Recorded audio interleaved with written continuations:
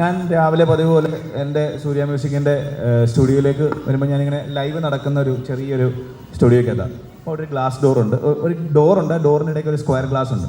അപ്പോൾ ഞാനിങ്ങനെ പോകുമ്പോൾ ആരെ ലൈവ് ചെയ്യുന്നതെന്ന് വെറുതെ ഇങ്ങനെ നോക്കും. ആ സമയത്ത് ഒരു ദിവസം ഞാൻ രാവിലെ ഇങ്ങനെ നടക്കുന്നു, ആരെ ലൈവ് ചെയ്യുന്നത് നോക്കുന്നു. അപ്പം ഷാലു എന്ന് പറഞ്ഞൊരു ആങ്കറാണ്. സൈഡിൽ നോക്കുമ്പോൾ വേറൊരു കുട്ടി ഇരിക്കുന്നു. ഹായ്, ഞാൻ പുറത്തുനിന്ന് ഡ്രസ്സൊക്കെ റെഡിയാക്കിയിട്ട് ഇങ്ങനെ യേസ് ഡോറ് തുറന്നപ്പോൾ അവിടെ ഇരിക്കുന്നു.